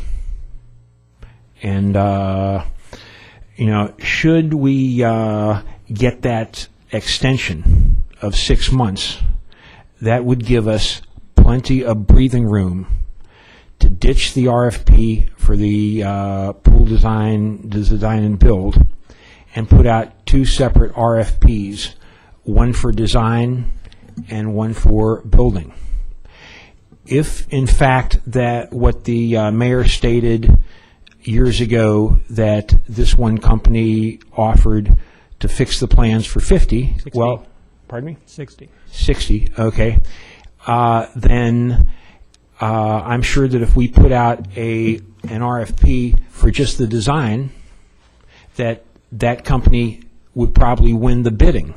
But, we have to put out the RFP for, everybody that's able to come up with the plans to be able to bid on that. There were 3 different plans. Yeah. Pardon me? Okay. Yeah. Anyway, is it possible to vote on transferring the money, and should we get the 6 months extension, to then say to the people of the design and build, hold everything, we'd like to go back to the drawing board? Now, I mean, we may get an extension from CDBG, correct? You may kill the pool too through your prevarication here. I mean, You know, the manager has specifically asked that we just let him do it at this point. You know, I mean, if it's a question of $87,000, you know, my gut is to let him do it. We have the money to do You know, it. it We is. have the money to build the pool. Yeah. Let's just do it with a process we have that will work. Okay. When do we get input on how much of a pool? Because I would liken this to we can build we can buy a Hummer or we can buy a Prius. We've got 10 gallons of gas. We can have a really big car that's going to get 8 miles a gallon, and with those 10 gallons of gas, get us as far north as Palm Beach. Or if we got the 10 gallons of gas on a smaller car, you know, we can get all the way to past Jacksonville. The question is, with a smaller, more efficient pool, with the $50,000 allocated from the city coffers, as well as $50,000, possibly $100,000 allocated from the CRA, it may be possible to run the pool year-round. It would be a smaller pool, but, you know, what would you rather have? 10 weeks of pool from a pool that would cost all of that $1.2 million to build, or if we build a smaller pool with much less than that $1.2 million, we may be able to run it year-round. And, you know, my question is, what would the children of the city like to have? You know, a 10-week pool that's real big, you know, have 3 different factions, you know, 3 different types of pools, a splash pool, a general horse-around pool, or, you know, and also a lap pool. Or if we have, you know, the modified 4-lane LA Fitness type pool that would cost much less in staffing, lifeguards, chemicals, that may last, the $150,000 may last all year round. And, you know, with that, you know, smaller indoor pool lasting year round, there's a pretty good chance that people such as swim schools, swim teams, charter schools, swim clubs, senior aerobics, as well as people renting it from parties may rent it, and that will help defer the cost. So, yes, yeah. We've already discussed this 1,000 times, and the question is not whether we'd like to have a year-round pool. It's a 10-week pool or no pool. That's right. Right. And If that's not, where we're at. right. And if not, you're going to lose me. Issue. Budget's $50,000, not $150,000. We're talking about a small pool for 10 weeks, not a large pool for 10 weeks. And as far as rentals, and I'm sorry, Mr. O'Connell, whenever we rent, the city's not allowed to make money. So at best, you're breaking even. That doesn't include wear and tear in the pool. Anytime you rent the pool to SOMI, to the hospital, to a scuba diving group, to senior citizens, at best, you're breaking even. And that does, and for the most part, you're losing money. I don't have any pool that rents out that even breaks even. The city's not allowed to make money from renting it. So renting it is not an option. And in reference to a 6-month extension, though it's maybe great, we've already been dealing with this for 40, 50 years. And I like to operate as if the deadline was yesterday. That's the only way to create urgency. If we assume that we have a 6-month extension, this isn't going to get done. Program Lehman.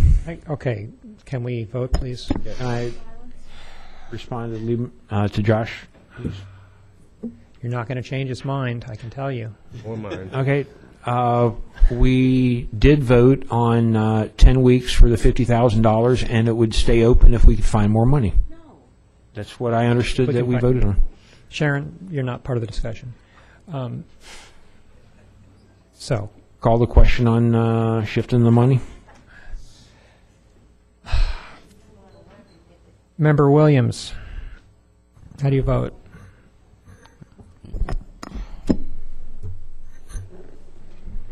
For Resolution 1? Yes. Aye. Member Covington? Yes. Member Harris? Yes. Member Welsh? Reluctantly, yes. Member Liebman? Yes. Member Newman? I vote yes. It passes 6-1. Item 2. Item number 2, a resolution relating to the South Miami CRA area park improvements, authorizing the South Miami CRA board pledge of fiscal year 2012-2013 tax increment finance revenues in a total amount of $50,000 as a South Miami CRA funding contribution towards future operating and maintenance expenditures associated with the proposed new community pool in the South Miami CRA area located at the Murray Park. I move the resolution be adopted and assigned the next number by the board secretary. Second. Any discussion?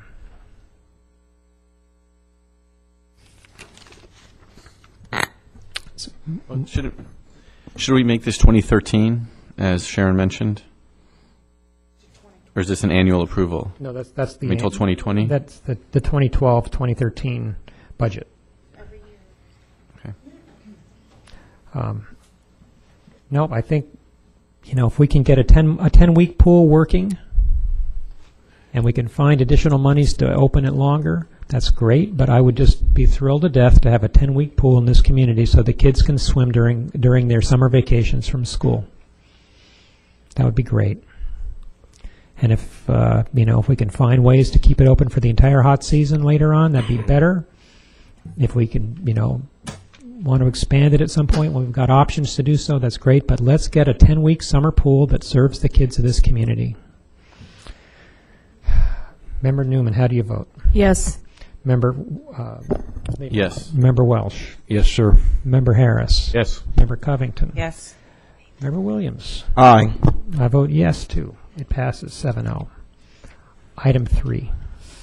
Item 3, a resolution related to economic development and employment creation, authorizing a budget transfer in a total amount of $19,800, including $4,195 from the Economic Development Training Program, $5,579 from the Economic Development Contractual Services, $8,712 from the Commercial Facade Improvement Program, and $1,314 from the general contingency, and transferring funding in the amounts of $18,200 to the Second Chance salary account and $1,600 to the Second Chance FICA account to provide a continuance of the Second Chance program until September 30th, 2012.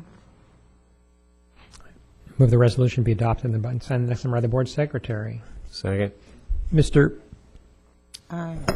Hang on. Mr. Director, could you? Yeah, just a brief history. Back in April 21st, 2011, this program was established by the SMCRA board as a pilot program, a one-year program to see how it worked, basically. Since that time, this year in particular, we've added GED training as well as CDL license training, because that was a concern of the board, whether these folks would have additional training as part of the program. We've included a couple of reports in there. I think they were very comprehensive, from Donnie Benjamin through Lorenzo Woodley, just to indicate in detail what these folks do on a daily basis. This is just a sampling of reports. This item is just an option item to show you what the option is at this point, due to the fact that funding would run out for this program effective May 27th, I believe it is. This was brought to the board's attention back during the budget workshop, but we wanted to see how the program was going to progress before any money was put back into it. But these particular line items would be related to the Second Chance program. Any other type of item, infrastructure, for instance, would have to go back to the county commission because you'd be changing your budget substantially. So this is an option before you if you'd like to see the program continue. As we mentioned, CDL training is going on at this point. Not everyone has passed the course at this point, but they're eligible to retake the test. So that's where we are as far as that goes. And Mr. Lorenzo Woodley is here as well to respond to any questions that you may have. But this would enable the program to continue, not with 11 employees, which is currently the amount of employees. It would continue with 5 employees. This would be enough to continue with 5 employees, including 4 regular employees and 1 supervisor. So that's what this funding in the total amount would do to continue to the end of the fiscal year. Any questions by the board? Yes. Mr. Director, when did this program start, actually? Because I know that they had a late start. been almost approximately a year at this point. April 20. Oh well, actual start date. Yeah, it took a little while to get it started, I believe, but it was approved in April. Okay, well, my question is, because I believe that the intent of the program was to give these folks an opportunity for 1 year. Yeah. And then at the end of that year, you would bring in a whole new group. And this is, am I wrong in this assumption? Yeah, it was a recycling type of Okay, program. right, because in a year, they would be able to have enough experience under their belt. If they had done a good job, they'd get good letters of recommendations from the city. And actually, I believe they may have hired some Yes, that's, as well. That's correct, yeah. So I think that it's only fair that if we're going to continue this program, that we now recycle and open it up to a whole new group. Not just kind of keep going with the same ones over and over. I think that we should bring in a new group and give somebody else a chance, a second chance. If I may, I think that this group we approved it, meaning the board, the CRA, but because of the hiring process, the city's HR department getting all that straightened out, they actually didn't start it, if I'm not mistaken, until October of 2011. Okay, So but if we start the process now to put out the applications, then by October, we would have a new group ready to come in. Okay.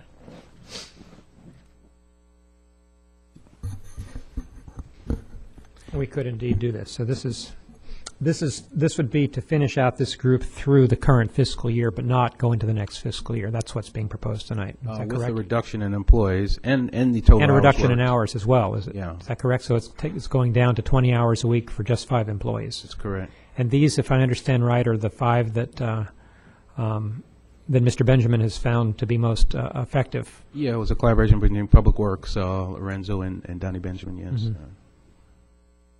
So, I'm sorry if you can clarify. So if participants don't meet certain expectations, benchmarks, did you mention even an exam, they're released from the program?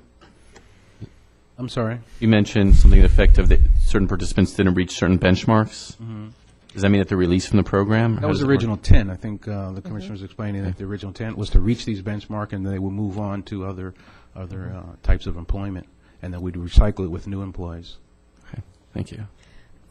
So that we don't delay the process any longer than it should, can you meet with Human Resources and make sure that they get the ball rolling to start the cycle, when this one runs out, so that we're not then waiting another 6 months before we hire the new participants in the program? Yeah, that'd be a good thing to do. Okay, so no further discussion. Commissioner Newman, or Member Newman, how do you vote? Yes. Yes. Member Welsh? Yes, sir. Member Harris? Yes. Member Covington? Yes. Member Williams? Aye. And I vote yes. Item 4.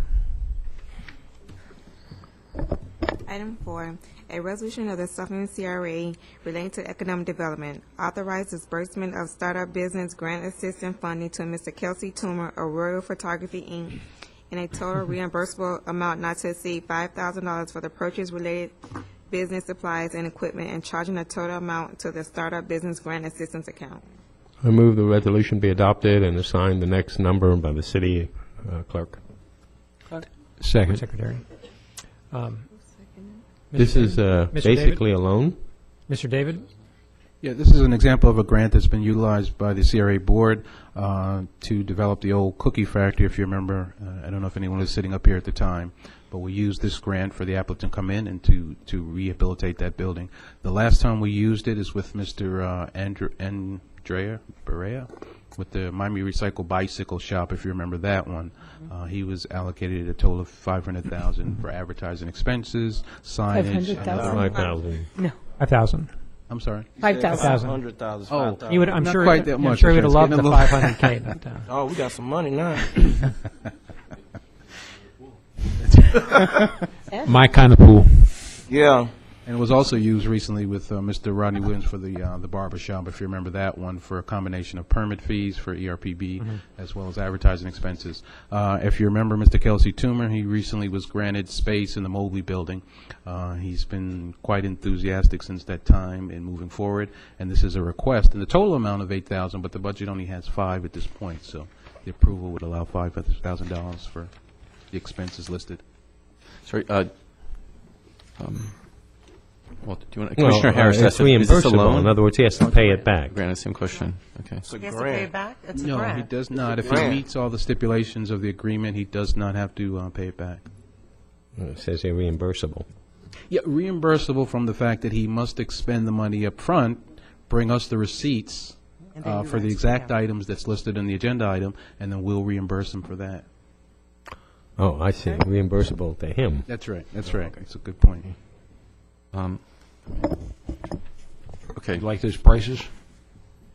I'm not picking, Kelsey, I've visited your shop, support you, and believe in your business, and went by the other night, just made a lot of progress, and I'll certainly send you some referrals. But, and there's already precedent. We've already given the money to Recycle, is that the exact name? Miami Recycle Bike Shop, and to Rodney's Barber Shop. But going forward, the city put over $400,000 into renovating that building.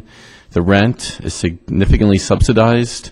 People have to meet you halfway. If you're going to invest in a business, you have to come out of pocket. The city can't take care of everything. This comes directly out of the budget. So, again, there's a precedent, but going forward, I believe the city put over $400,000 into the building. I'm being redundant, but I want to make this point. And the rent is significantly subsidized. I think we're more than meeting the prospective tenants halfway. Okay, good point. Anything else? Who insures the $3,000 camera? That is insured? Yeah, Kelsey? I think he's probably going to sleep with it at night. That's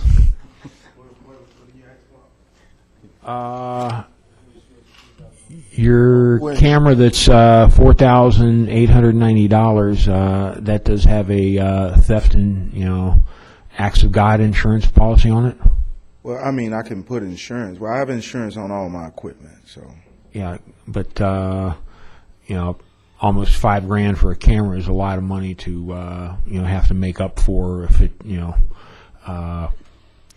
anything else. If a comet falls out of the sky and lands on it. I think it's built to withstand comet strikes. It's pretty well built camera. Yeah.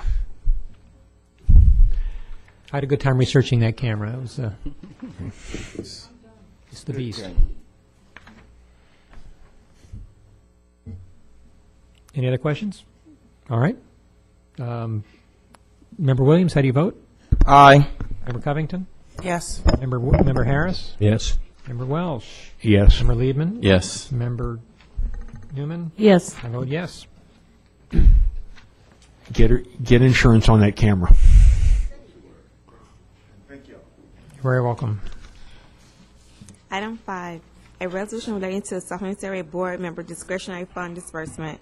Approving a discretionary fund disbursement by Vice Chair Lehman in a total amount of $250 to the South Miami Drug Free Coalition to provide much-needed drug awareness education and related activities for at-risk youth in the South Miami CRA and surrounding area, and charging a total amount to board member, to Vice Chair Lehman's discretionary account.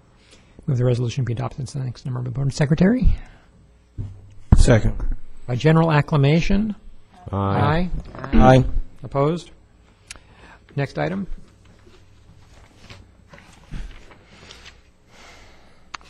Item 6. Item 6, a resolution relating to the South Miami Area Board Member Discretionary Fund Disbursement. Approving a discretionary fund disbursement by Board Member Newman in a total amount of $250 to the South Miami Drug Free Coalition to provide much-needed drug awareness education and related activities for at-risk youth in the South Miami CRA and the surrounding area, and charging the amount to Board Member Newman's discretionary account. I move the resolution be adopted and signed by the Board Secretary. Second. By general acclamation? Aye. Aye. Opposed? Passes. Board comments? Yeah, I'll start off. Go ahead. Here. I believe A.D. Barnes, it's $30 for a 2-week course. In any event, you would know. Yes, yeah. It's $30 for 10 lessons, which is 2 weeks during our summer, so that's Okay. for a morning learn to swim program. So it's 2 weeks. I would like the, I guess, the community center or some way to get word out, find out how many children would like to get lessons this summer, and I'll sponsor 10 of them. In fact, you would need to speak with Lorenzo Woodley. The city is planning to take kids out to the county pools. They typically go to Tamiami because it has better hours, actually. But they will be doing that. If you want to do a lessons thing, check with Mr. Woodley and see if that's actually on the plan. I would like to chime in that in the 2 mailers that we're going to pass out for the mini charrette on Madison Square, that you put in a solicitation to parents to contact Parks and Rec about swimming lessons this summer. Right now. It's going on right now. Okay, fine, but when the mailers, when 2 different mailers go out, that in each of them you put on the back of it, learn to swim, contact Parks and Rec, and we may not have a pool in South Miami now, but we'll get you to a pool. And I was very happy to find from Mr. O'Connor's co-worker Dwayne Deal that at Little River Pool in North Miami that they charge $10 for 10 different 45-minute lessons, which is $1 a lesson. What Mr. Deal said was, you got to charge for the lesson, because if you don't charge, then people are going to wind up missing the lessons. But if you charge the $10, then the parents, make sure their kids get to all those 10 lessons. You value what you pay for. It's like an artist, says that, hey, you got to charge for your art, otherwise the people aren't going to appreciate it. Go ahead. Just having a suggestion. Fair warning, I'll put you on the spot. But remember, Travis, every time you speak about your friend that drowned, which I know is personal. You're a child from the community. You grew up in the community. You learned how to swim in South Miami. And you were in the Navy. So I was thinking maybe you want to get involved in teaching children how to swim. Or maybe you want to get the word out there, or go out there and be involved with the process. I have a couple of classmates who are lifeguards, and they have approached me and have contacted me and said that as soon as the construction of the pool is done, that they'll be willing to become lifeguards. So whenever we move forward on this, I'm going to meet with them later and we can get something done. But I would love to be involved. I'm gonna pay Kelsey to get a picture of you in the swimsuit. Look up to you. Did you? One comment, Board Member Williams. Did your friends say that they do it pro bono, or they want to, sign up to see if they can become employed? Because we can, the more lifeguards, more water safety instructors that can volunteer. Hey, theoretically, the longer we can continue to give lessons in the community pool. Okay, Member Covington. I just wanted to provide a brief update. Something positive that happened this weekend. On Saturday, at the community center, Bethel Gibson Community Center, there was an Easter egg hunt / basket of love, Easter basket of love giveaway. Through the expertise, and I say expertise because initially it didn't start out that way, and I won't go into the specifics of it, but Mr. Lorenzo Woodley had 3 different organizations who were willing, group of people who were willing to do something for the community, for the little ones. And, we're all there as we're coming in, and hey, times are hard even for donations or for whatever you're trying to do good from the heart to provide back or give back to the community. And instead of making it he just used his expertise, had a beautiful fun, about 4.5 hours a fun time. Kids went out, Easter eggs, got, a few good baskets, things, little toys and things that they wanted. And that was Kelsey's daughter, Chelsea. Forgive me if I didn't pronounce that right. She's with Blooming Lilies Foundation. Weed and Seed went out as well, and the members of the community center. So I was taken back. I just want to congratulate those and thank the people in the community for coming out and partaking in that. Just a real good time. On a different note, not a different note. I'll reserve that, and I'll speak with the individuals, the board members after the meeting. In reference to that, we need, we need better communication, because I didn't know about that, and I ran into Commissioner Newman at the farmers market, and Commissioner Newman specifically asked me if anything was going on this weekend for Easter, an Easter egg hunt, and we weren't informed. And I checked my email today, and I believe on Saturday, received an email late Saturday saying that the event was actually Sunday, but now you said it was Saturday. There were 2 events. 2, but we surprised all of us. We just weren't informed. So, same with you. I just believe that the commission should be informed in the future, so we could get involved as well. You know what? I believe you guys were, in part. I didn't because, and I called Commissioner. I believe I said I extended my apologies. The weed seed component didn't come through until it wasn't actually 100% that we had items to provide the community until Thursday.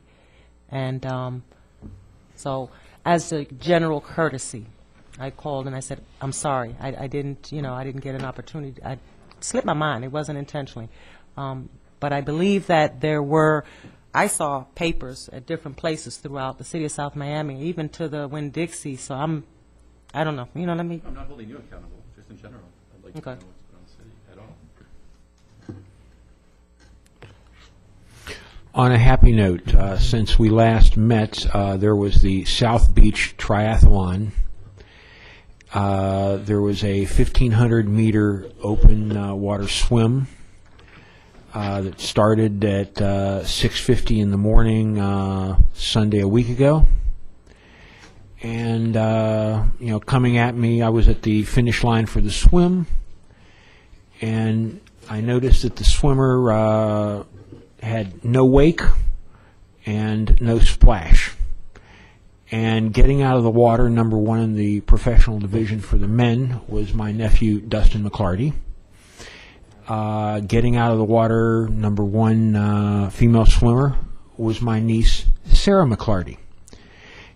Sarah was not feeling too well, so she dropped out of the running component of it.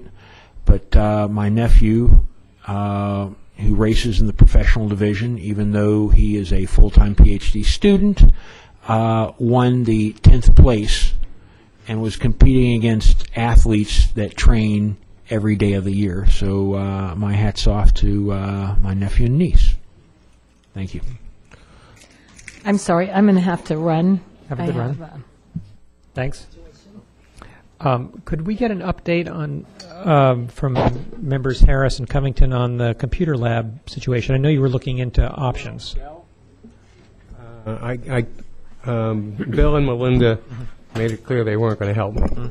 So I went to Dell itself, because that's the company, and they initially said, no, we can't help you, but thank you for your... So I wrote them again, begging them, and they're considering it now. It's under consideration for the 25 computers, Dell computers. So it's not dead yet. Okay. I was going to mention it earlier, but I didn't. Thank you. Did you learn anything? Actually, I just need to pick them up. I think legally we can talk about it. I need to ask the board to support a small portion because you want to put legal license OS in there and some other apps that will be obtained through a $12 per computer, which I don't think you can beat anywhere else. FIU is awesome. They have an excellent program that really, because as you know, you work there, I work there, but they really support communities as far as educational component, especially for the little ones. So, again, they're not brand new, but there's something until, my thing was just to get them something temporarily. And as you know, every 4 years, budgets come in, you get new equipment, the old one go to the surplus, and guess what? What's wrong with them? Nothing. We're just getting, 3-year-old computers. Yeah, so it's something for them, and hopefully the powers or the hats to be can find finances for that, so that we're not robbing one tot lot's funding of $20,000, which was generous, to put into the computer lab. Why are we sacrificing one component of adolescence to accommodate another? You guys know there's no end. I can talk until 12 o'clock. Very good. Thank you for. I can listen. And quickly, I just want to apologize for being late. I had a memorial service and I left early to be here. Oh, I understand. Thank you. I have a comment, a brief comment. Please. In reference to the public remarks, Sharon, you are absolutely right about what you said, but my point was, we used to go to Winn-Dixie over in that area and jump in pools of all those apartments over there because we didn't have anywhere to go. The YMCA was there at the time, but the YMCA didn't do all it could to reach out. The park at the time, 20 years ago, didn't do all it could to reach out. Yes, they were busing some of us back and forth, but it wasn't an organized effort in this city to get kids to swim.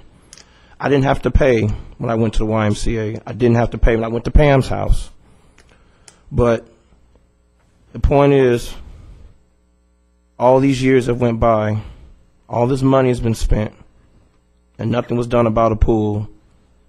And everybody knows who sat up here from the time that first proposal went down, from now Mayor Stoddard. And I applaud Mayor Stoddard for taking leadership and getting the pool issue resolved, because it's long overdue. And I don't want anybody's child in this community. It has nothing to do with skin color. It has nothing to do with how much money you make. I want nobody's child in this community to go through what I went through. Luckily, we haven't had any deaths in none of these canals around here in the last 20 years. Who's to say it won't happen again? So I applaud, not the mayor, but I applaud all the commissioners for making the tough votes. Because it's not about me. It's not about my friend that's been gone 20 years. There's nothing I can do about that. I'm over it. The fact is, this should have been done years ago. Reverend Murray, Commissioner Spike Gibson fought hard for this. Former Principal Ward fought hard for this. And here we are, almost 50 years later, and we're still asking questions about this pool. Reverend Murray didn't live to see the pool, neither did Commissioner Gibson. And I vowed, since I was a child, because my mother was growing up here and the pool issue was being brought up. Nothing never happened. But I applaud this commission, I applaud this mayor for standing up for the city, because it's long overdue.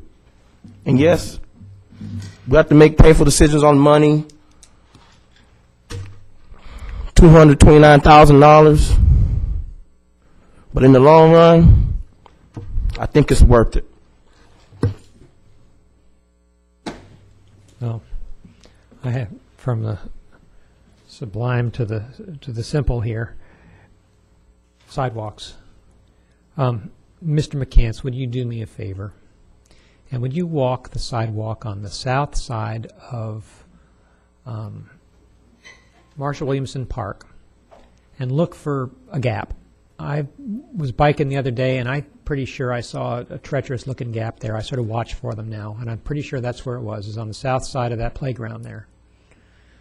You might just look for that, because we just went through a whole thing of fixing sidewalks, and I don't even think it's a It's on the 62nd. It's on the. It's north of Lee Park, and there's the place where the road. Look on my map here. There's a place where 68th Street kind of stops, and then you get that little sort of bit of park there with that funny sidewalk roundabout, And then the sidewalk continues on and it matches up with 61st Court. It's right around there, and I think close to the 61st Court end of it, there's a gap about that wide in the sidewalk that probably shouldn't be there. If you're over in that neighborhood, if you just look for it, I'll look for it again too and give you a precise location if I now watch for treacherous sidewalks. That's my thing. Okay, thank you all. Can I make one more Sure, you want to back request? clean up? And this is of the CRA attorney.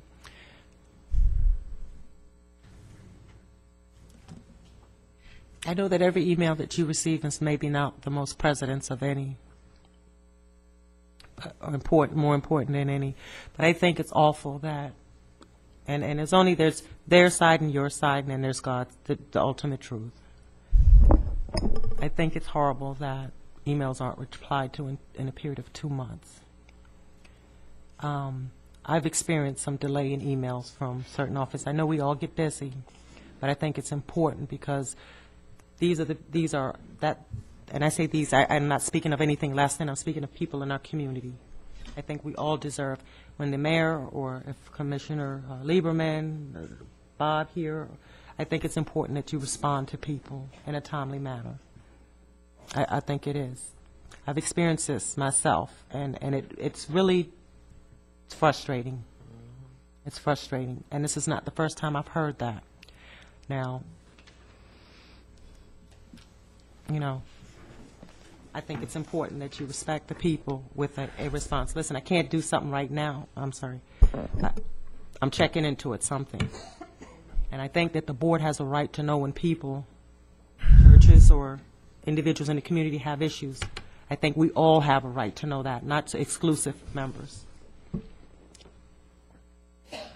And I would appreciate being informed step along with their emails as to what issues, as to their claim on that. If there's nothing, if it's smoke screen, then I'm sorry. I tell you in a minute, I'll drop the ball. But if there's some validity and something happens somewhere and it needs to be straightened, it needs to be straightened, sir. Okay. 2 months is too long. Good night. 40 acres and a pool.